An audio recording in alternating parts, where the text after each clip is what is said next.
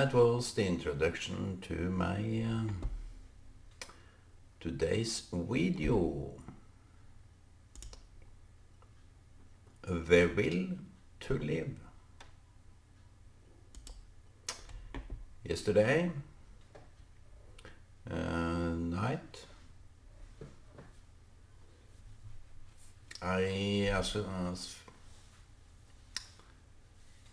every day before I go to sleep I lit a candle and do some small praying, but it struck me right there and then that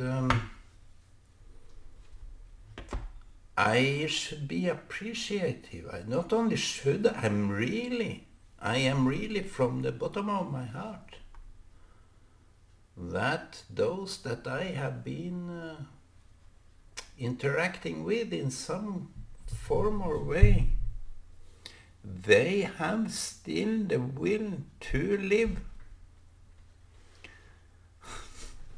I think it's good to remind ourselves that those that are in our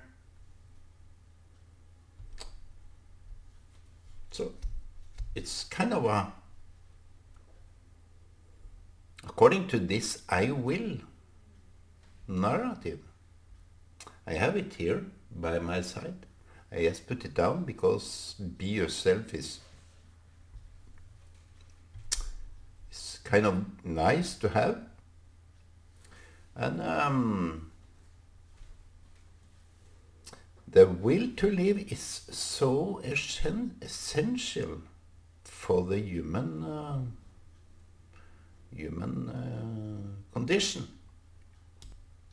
We eat in order to live. I may start eating again. The will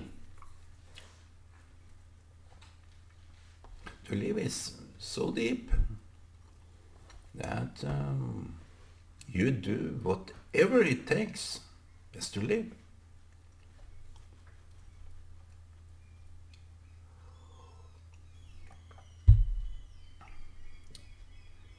And I think in every species there is a certain will to live.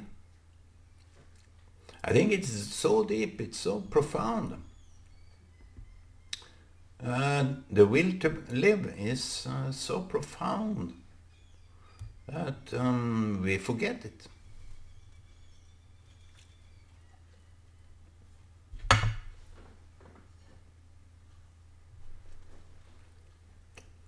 It's kind of deep down source that we don't even see. Many say, without even maybe reflecting over how wrong that is, I wish I was dead. Yeah, circumstances can be so cruel. I believe that. It's kind of that Job from the Bible that blamed God for living.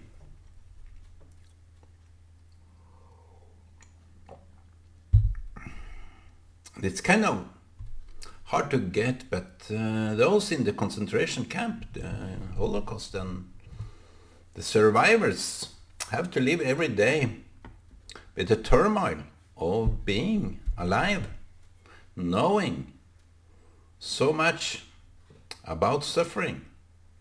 Not only knowing about suffering, which is in itself hard to take, but it's well known, knowing that many of those that they were befriended, siblings, parents, relatives, family, all is dead. Some die. Some die out of their own will. I have no clue about that. I'm still living and I want to live. And I think, my friends, don't brag so much about yourself, your friends, and your life. Don't show off. Be very simplistic, because that is somehow a rescue for other people. That you are there to be some kind of anchor. Let me Google that word. I think it is anchor in English too. And we have to search it up. Anchor. Anchor. Anchor. Yes, it's an anchor for other people to hold on to. So when you are that superficial, it's hard to get to you.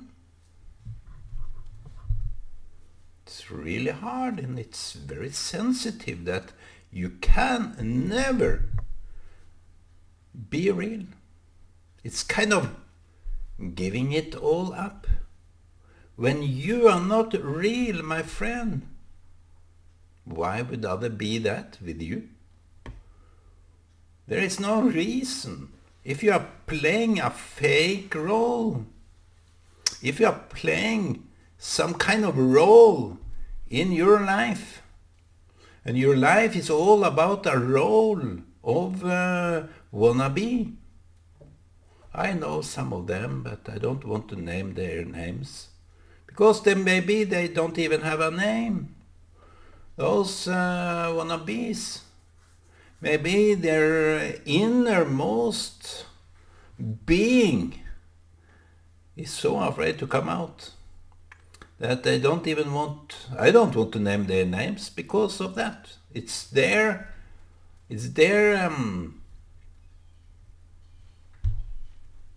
nature.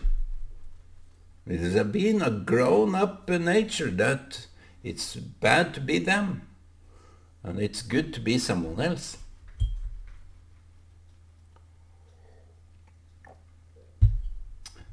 I was talking with a friend the other day.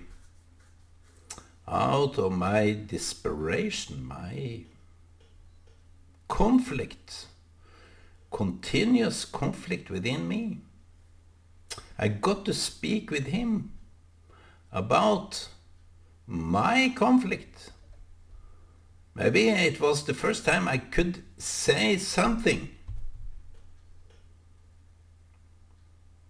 Even it did go in a way that I didn't feel good about it, but I could at least say it. And after that I felt really, he was real. My friend was real. That kind of friendship.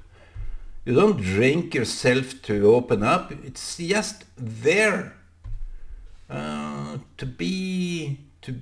And after that, I realize how appreciative I am for everyone that are still living. I don't think it's if it was a fact what the Christians are saying, that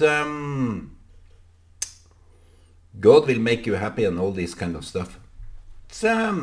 It's bogus, more or less bogus, because many people are happy for life, and the will to live is so profound, deepest core of life, because you are made in a certain way that you may have fallen in love with. That's why you want to stay alive. to see that through, where it leads, where it's going, how it is to be you. And I think it's the profound, deepest core of why we are created, why we are who we are. People, atheists, haven't a clue about those deep level things. But they are with me all the way, because to appreciate life is something every human, even atheists, leftists, I don't know, I don't know them, but the will to live is to accept and embrace the will that wanted me to live, that wanted me in the first place.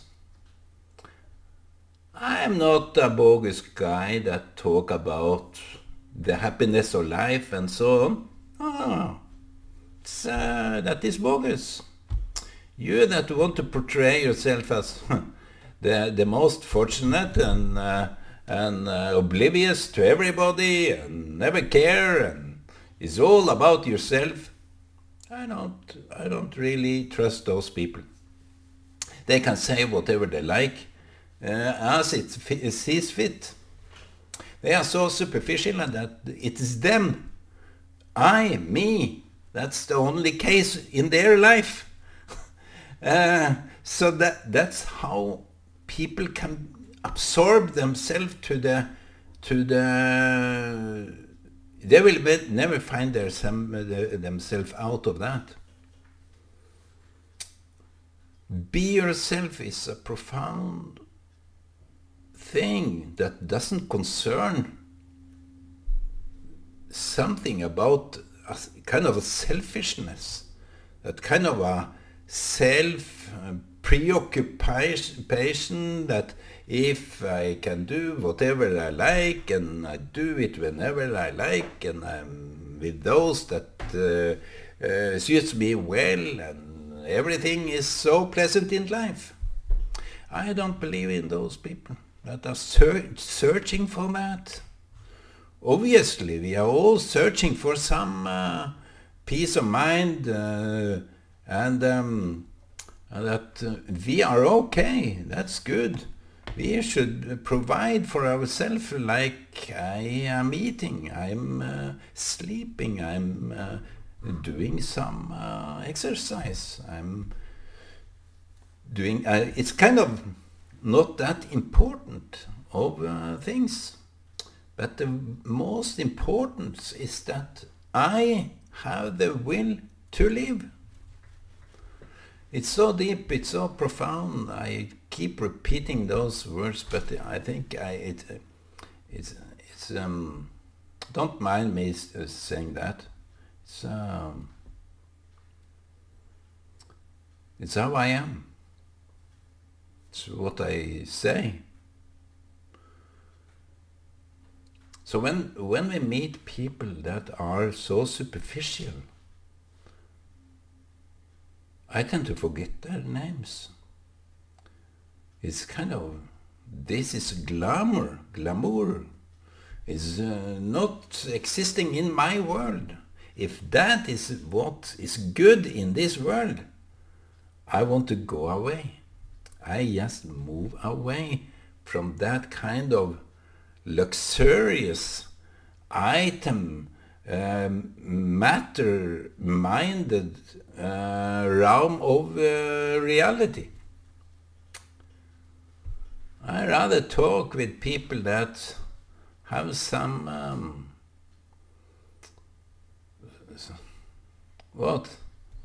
some will to live. I don't want to live for the next year in order to gain some money. That's not my will. My will. Why would I will to continue? That is maybe the next best question. Why would I still live for tomorrow? Someone should go into that. And as long as you have me, You have to stick with my words. Why would I live to see the tomorrow? Because I believe in time. Time is of the essence, they say. Time is of the essence. It's the essence of life. So we are just in a space that contains life as we know it, that contains time, space, and me. And every part of that is so mysterious, so enigmatic, so we can't really catch it as we would like to do.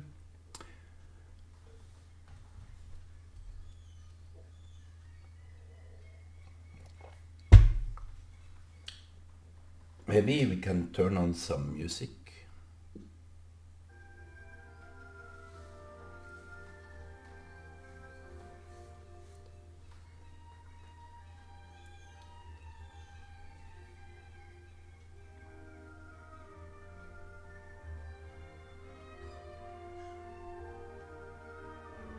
If we see that tomorrow as a burden, it's next day's burden.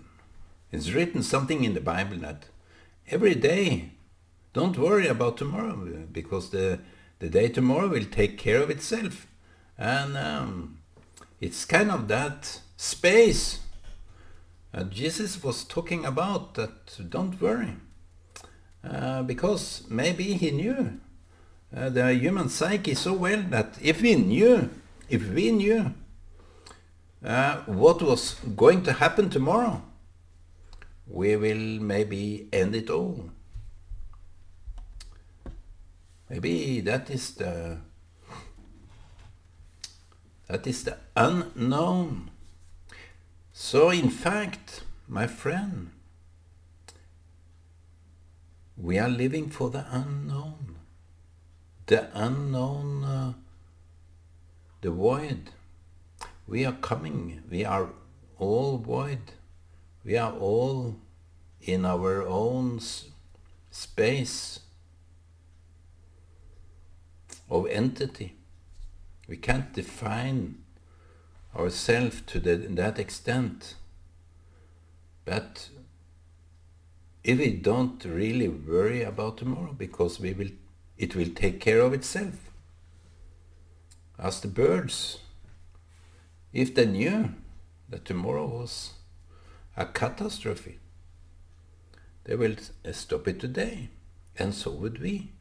If we knew that a war was going to hit some countries, those in that country would maybe just die, want to die, and do suicide. So it's the unknown part, the unknown reality. The void in itself is intriguing, so intriguing for us that we have the will to continue. Is it hard to get? The will to live is living for the void, the unknown, the space, the unforeseen future. Maybe we have these wishes, vision upon a star. So when we have these wishes that maybe tomorrow I have this appointment, I am going out, I'm going to see someone, and maybe you are waiting for someone to arrive, some duties.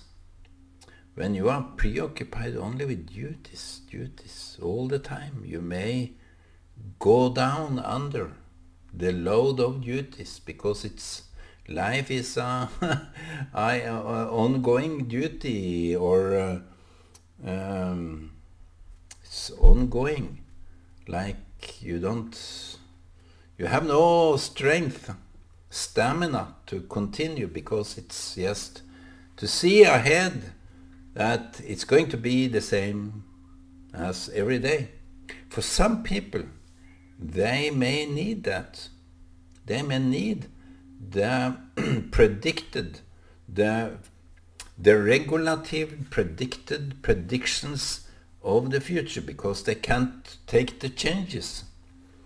But I think also in that it's a kind of void, because it's exciting for them to make it as it was. It will never be fulfilled exactly. So they have to keep adjusting. I don't know if that is the Torah guys. I don't know. But yesterday I forgot to mention that Torah is the Hebrew Bible, and it is rather short than the translated Greek one. And the Talmud is the explanations of the Torah.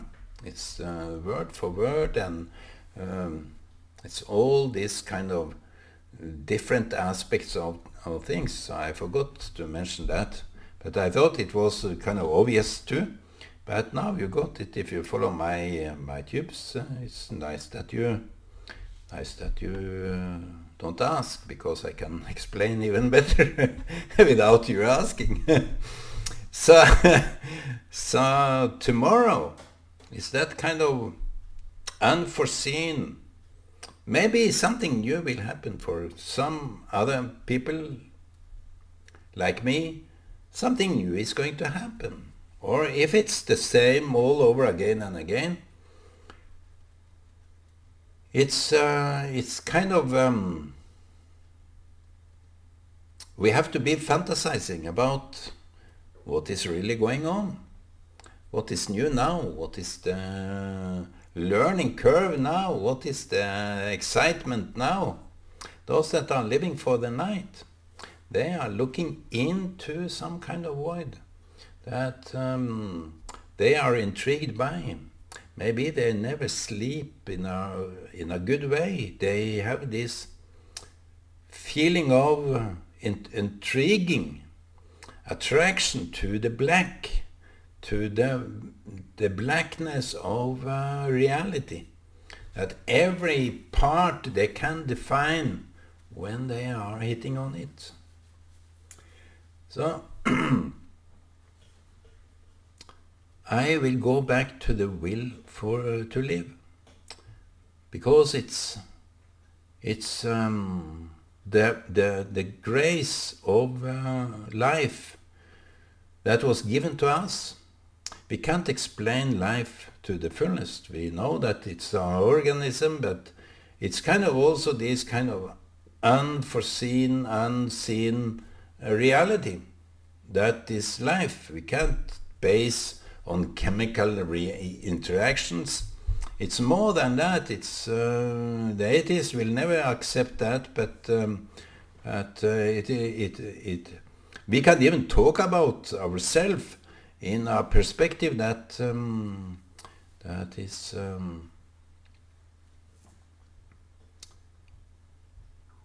I think the begotten Son is a good parable to that. It's kind of that he realized he was in the dungeon. He had no will to continue this.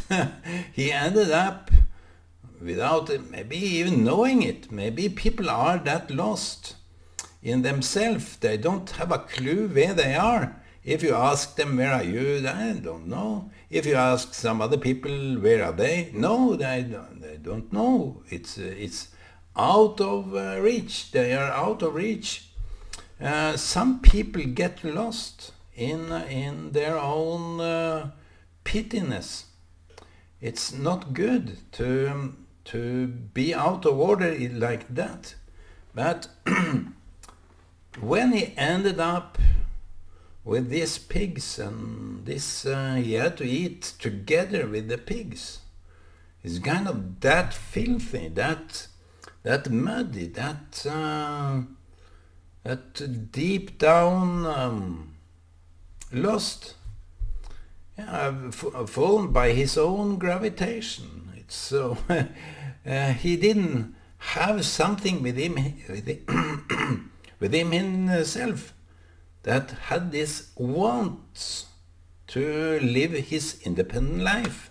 His independent life was all about getting the heritage and the fortune and fame, and that ended in the gutter.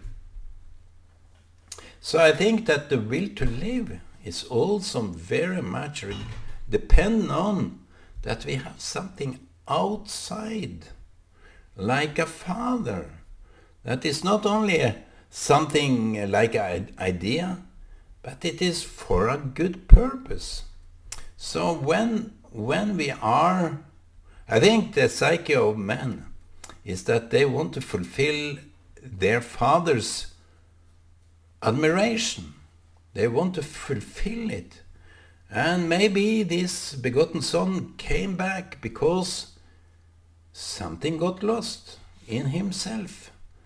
He wanted to go far away from his father, and that's okay. Go away. But in the end, those people will wake up. How far they ever went away from their offspring, their true identity, their true nature, their true heart. Father is for me as a heart, and he has proven himself enough that despite my father I'm going away, but he must have known his father's love. And maybe that's not a reason for you to return, because you have no recollection of father's love. So it's all a very desperate move, but he knew that in his father's home he had this, he had that. Why would he go away? So he came back. He realized something very profound, and I think that matches very good our will to live, that we have something profound to live for, that there is something beyond myself, outside myself, some maybe idea, some maybe love, for some maybe it's just activism, or something that you in your mind really know what is all about, and you live for that. You live for a higher idea than just to fulfill your needs. and to live for something not even seen, like many want to serve God by doing good. And I think that is the highest degree of the will to live. They have touched on something that is beyond themselves, that gives them the inspiration, the will, the urge, the happiness of life. So, my friend, the will to live is something that I very much, every day when I see people, I appreciate them living. Whether it's Christians, Muslims, Jews, or secular, I don't care, as long as they want to live like that. It's them, and it's their path in their life that is important. I can't interfere. I can just be me and try to do good, and in that way be that blessing that I think God wants me to be, and I want me to be that.